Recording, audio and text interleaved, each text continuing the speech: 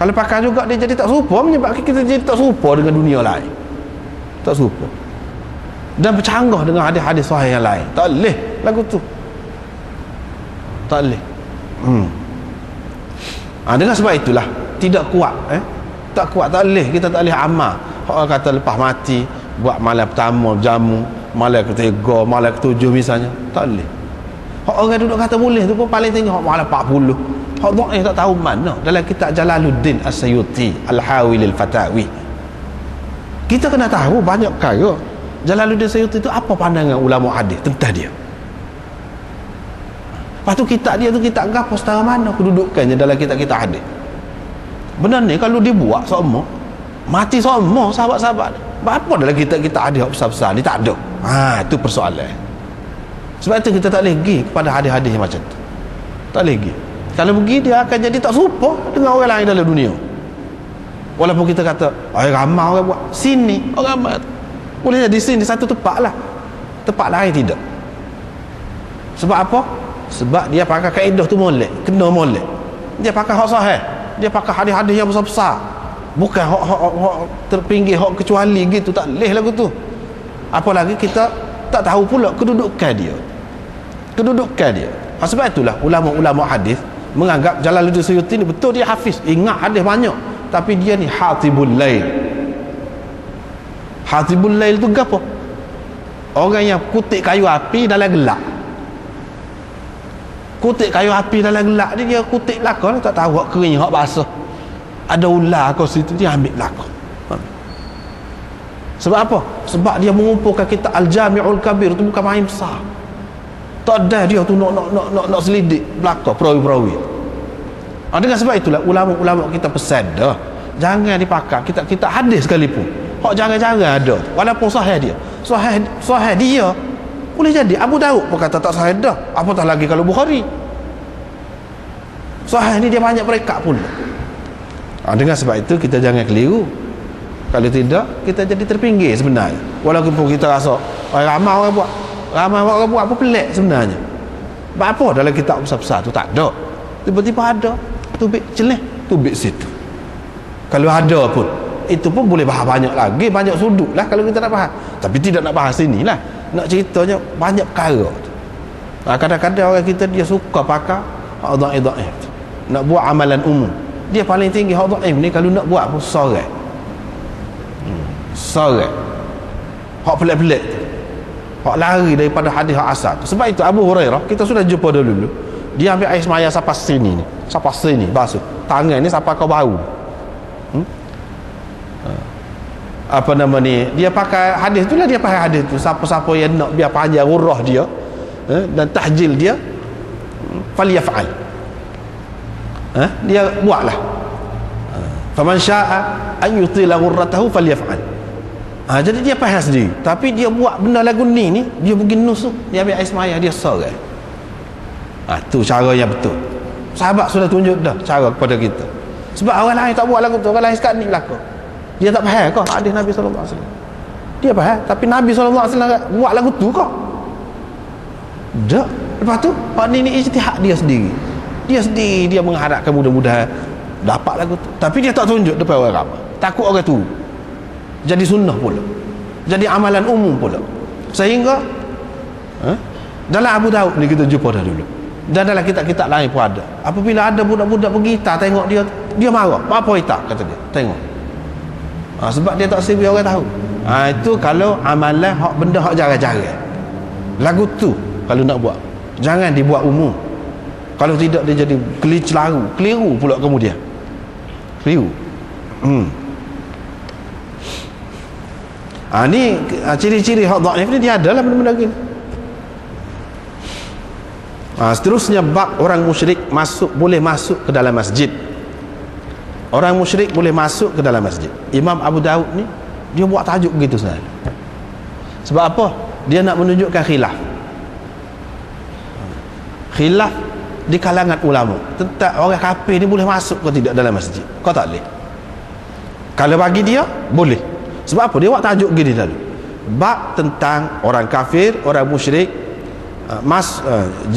tentang orang musyrik boleh masuk ke dalam masjid. Yadkhulul masjid, bukan la yadkhulul masjid, tidak, tetapi yadkhulul masjid, boleh masuk ke dalam masjid. Dia nak mengisyaratkan bahawa hak dalam Quran kata innamal musyrikuna najasun fala yaqrabul masjidal haram ba'da 'amihim hadha, itu maksudnya najis i'tiqad. Orang-orang musyrikun itu najis, maksudnya najis i'tiqad, bukan tubuh dia tu. Bila tubuh dia tu tidak najis, serupa dengan orang lain juga lah boleh masuk dalam masjid. Kalau dah tidak najis, hak tak boleh buat masuknya barang najis.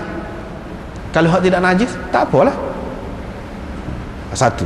Yang kedua, kalau kita nak terima dia tu tak boleh masuk dalam masjid, maka seperti mana yang tersebut dalam Quran tu, al-masjidal haram, bukan semua masjid.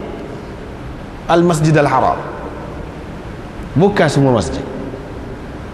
Jadi kalau masjid lain tak apa. Kalau dalam Masjidil Haram tu pula, apakah najis dia tu untuk Masjidil Haram sahaja, tubuh dia tu jadi najis, ataupun kerana sebab lain yang tak boleh masuk dalam Masjidil Haram? Kalau mengikut buat zahir, dia kata tak boleh lah, najis tubuh dia. Bukan Masjidil Haram saja, masjid mana-mana. Masjidil Haram lebih-lebih lagi. Tetapi pendapat itu tidak kuat. Sebenarnya larang masuk dalam Masjidil Haram sekalipun bukan kerana najis tubuh dia tu, tetapi kerana sebab lain. Sebab lain. Sebab lain, iaitu Nabi SAW nak ajar kepada kita umat ni, biar ada satu tempat yang mana khusus dengan kita saja, supaya orang tak boleh pergi buat apa-apa. Dia kena ada tempat-tempat yang macam tu. Terutamanya dari segi perancangan gapo-gapo, nak buat gapo-gapo yang tempat sulit, kita itu maksudnya. Dan ini lebih berkait kepada politik, bukan mana dari segi hukum agama ni, tidak, lebih berkait kepada politik. Maknanya bukan Masjidil Haram saja, mana-mana tempat pun boleh. Dari satu negeri kita, satu tempat kita ni khusus, orang-orang ni saja boleh masuk, orang lain tak boleh. Boleh kita buat gitu sekiranya ada keperluan. Bukan kerana najis tubuh dia juga, tidak, yang tak boleh tu.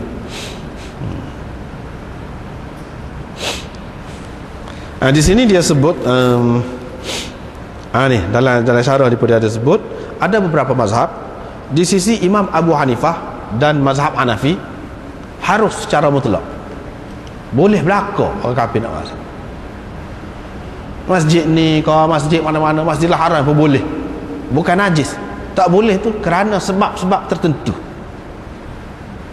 bukan kerana dia najis, kerana sebab tertentu.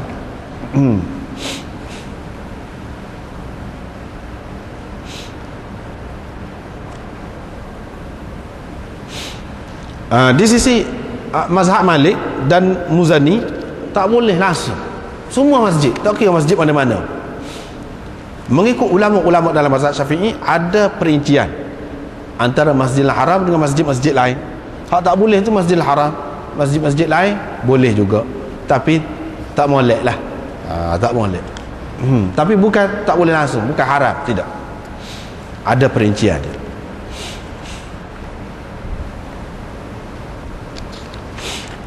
Mengikut Imam Bukhari ke apa tu boleh, boleh masuk dalam masjid, dan tidak najis pun mereka itu. Imam Abu Daud dia nak ceritanya hak boleh masuk dalam masjid ni, mana dalil dia? Ya mari hadis mula-mula.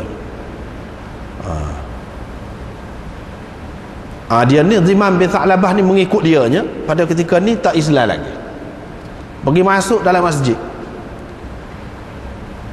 Kalau mengikut hadis ni, unta tu pun masuk dalam masjid juga.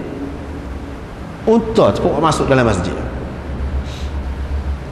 Unta ni dia bukan reti, bila nak kecing, bila nak berak, ikut suka dia, bukan binatang, bukan orang. Daripada sini tu baik pula hukum yang lain pula. Ulama-ulama dalam mazhab Malik dan Ahmad dan lain-lain lagi, Imam Bukhari umpamanya, yang mengatakan binatang-binatang yang boleh dimakan, halal dimakan dagingnya, air kencing dia, najis dia tidak najis. Dalil dia mana? Salah satulah, banyak lain-lain, salah satunya hak ni